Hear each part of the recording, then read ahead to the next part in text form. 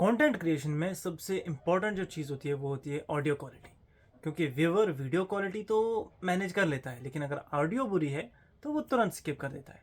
और अच्छी audio quality के लिए अच्छा माइक होना बहुत ज़्यादा ज़रूरी है। तो यही सोच के हमने भी मंगा लिया है एक अच्छा सा माइक।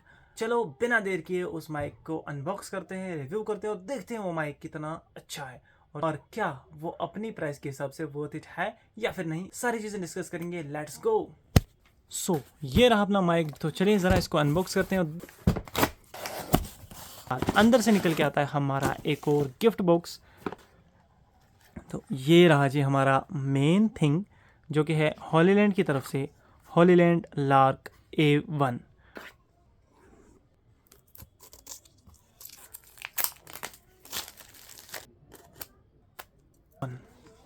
बॉक्स ओपन करने पर हमें मिलता है एक user manual.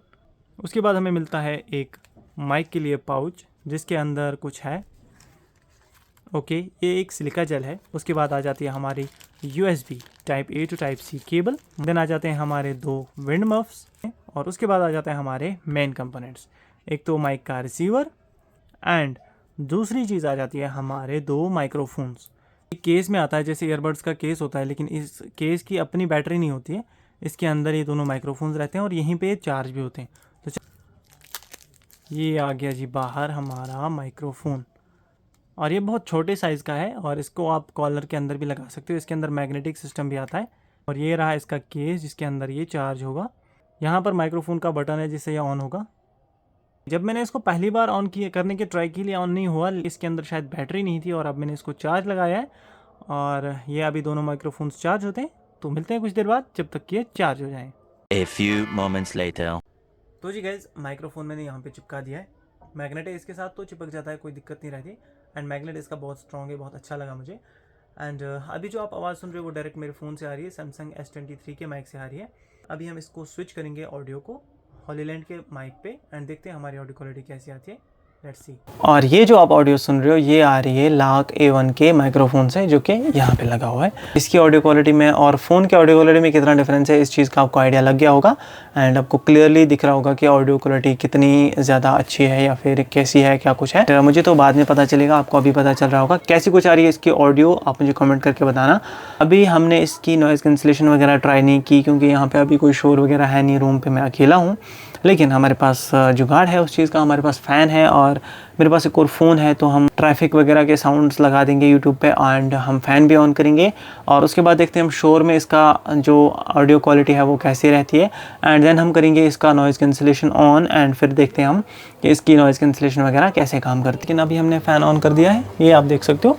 And keep in mind हमने अभी इसकी नॉइज़ कैंसिलेशन ऑन नहीं की हुई है और हमारे पास फ़ोन भी है। तो चलो लगा देते हैं ट्रैफिक का साउंड एंड इसको भी हम लगाते हैं। इससे आपको आइडिया हो जाएगा क्योंकि जब हम ट्रैवल करते हैं या फिर डिफरेंट जगहों पे जाते हैं, ट्रैफिक का शोर होता है या फिर दिन की चहल पहल होती है, तो उस चीज़ का जो है यहाँ से आपको आइडिया हो जाएगा।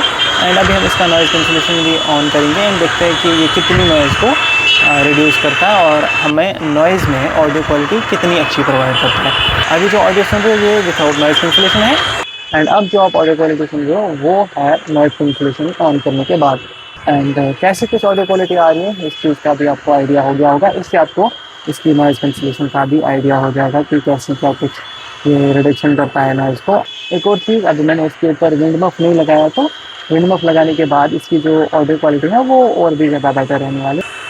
चलो जी, अभी हमने विंड मफ इसके ऊपर लगा दिया है। सेम चल रहा है, सेम साउंड चल रहा है, सेम शोर है। और अभी इसका ये भी आपको आइडिया हो जाएगा कि अगर आप विंड मफ यूज़ करते हो तो आपकी ऑडियो क्वालिटी में कितना फ़र्क पड़ेगा नॉइज़ होने के बावजूद। फिलहाल हम इसको बंद कर देते हैं क्योंकि शायद आपको आइडिया हो गया होगा इसकी नॉइज़ कैंसिलेशन वगैरह कैसी है। और इस माइक की एक और अच्छी चीज़ है कि ये माइक जो है एप्लीकेशन के साथ कनेक्ट हो जाता है, जैसे कि हमारे TWS या फिर बाकी सारी चीज़ें कनेक्ट हो जाती हैं कुछ चीज़ें। वैसे ही इसका एक एप्लीकेशन आता है जिससे आप इसको कस्टमाइज़ कर सकते हो, मतलब आप इसकी ऑडियो को है कस्टमाइज़ कर सकते हो। तो ये रहा इसका एप्लीकेशन, हॉली ऑडियो करके आएगा प्ले स्टोर ऐप स्टोर से, वहाँ से आप डाउनलोड कर सकते हो। और ओपन करते ही ये ऑटोमेटिकली कनेक्ट हो जाता है, ये आपको ओके करने को बोलेगा। और यहाँ पे आपको बैटरी इंडिकेटर भी दिखाएगा, माइक 1 की बैटरी कितनी है, माइक 2 अभी मैंने कनेक्ट नहीं किया है। और नॉइज़ रिडक्शन भी आप एक स्टेप में ऑन ऑफ कर सकते हो, और इसकी रिडक्शन कितनी रखनी है, स्ट्रॉन्ग रखनी है, मीडियम, वीक, ये भी आप ऑन ऑफ कर सकते हो। तो वॉल्यूम एडजस्टमेंट भी रखना है, 1 पे रखोगे तो नॉइज़ वॉल्यूम थोड़ी कम आएगी, 6 पे रखोगे तो बहुत अच्छी आवाज़ आएगी। चैनल मोड भी रख सकते हो, मोनो रखना हो, स्टीरियो रखना हो, माइक को म्यूट भी कर सकते हो, दोनों में से किसी एक माइक को। इक्वलाइजेशन एडजस्टमेंट भी अगर कर सकते हो आप, वो भी कर सकते हो, लो पे रखना हो, ब्राइट पे रखना हो, इक्वलाइजेशन पे रखना हो, तो वो ऑन ऑफ कर सकते हो। तो ये था इसका ऐप सपोर्ट। सो दोस्तों, ऑडियो वगैरह सुनने के बाद क्या होता है कि जब ज़्यादा शोर होता है, ज़्यादा क्लोज, ज़्यादा शोर होता है, तो थोड़ी सी आवाज़ फटने लगती है, क्योंकि माइक भी मैंने थोड़ा दूर रखा था, नीचे रखा था। लेकिन विंड मफ लगाने के बाद उसमें काफ़ी बेहतरी आई, मतलब आवाज़ बहुत अच्छी हो गई, पहले से बहुत बेहतर हो गई।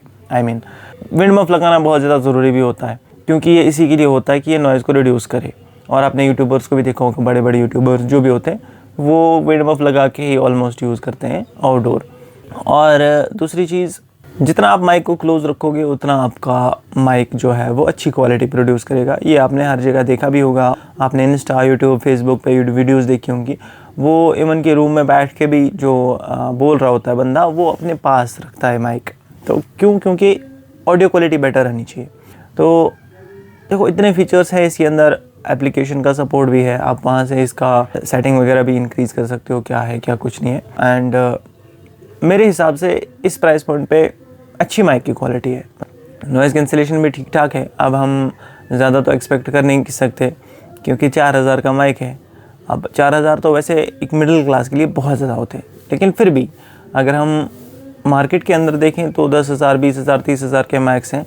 जो अपने यूट्यूब पे देखे होंगे, उनका नॉइज़ कैंसिलेशन हम जैसे ही ऑन करते हैं तो पूरी नॉइज़ ही गायब हो जाती है, लेकिन प्राइस बहुत हाई होता है। तो 4000 के हिसाब से बहुत अच्छी नॉइज़ कैंसिलेशन है, बहुत नॉइज़ कैंसिल आउट कर देता है, लाउडनेस भी अच्छी है, और उस चीज़ को आप एडजस्ट भी कर सकते हो। बाकी चीज़ों को भी, बहुत सारी चीज़ों को आप एडजस्ट कर सकते हो। अगर आपको आए तो आप इसकी माइक की क्वालिटी को और ज़्यादा बेहतर बना सकते हो, बस थोड़ा सा सीखना है, एंड दैट्स इट। मेरे को तो ये माइक बहुत अच्छा लगा। आपको कैसा लगा कमेंट करके बताना। और अगर आपको ये माइक बाय करना है तो मैं इसकी बाइंग लिंक डिस्क्रिप्शन में डाल दूँगा, वहाँ से आप इसको परचेज़ कर सकते हो। और अगर आप को इस माइक के ऊपर कोई और डेडिकेटेड वीडियो चाहिए तो उसके बारे में बता सकते हो। एंड इस माइक के बारे में कुछ और पूछना हो तो कमेंट सेक्शन है, वहाँ से आप मुझे पूछ सकते हो। यही थी आज की वीडियो। अगर आपको पसंद आई हो तो लाइक करना, चैनल पर नए हो तो सब्सक्राइब करना। तो मिलते हैं अपने अगले वीडियो में।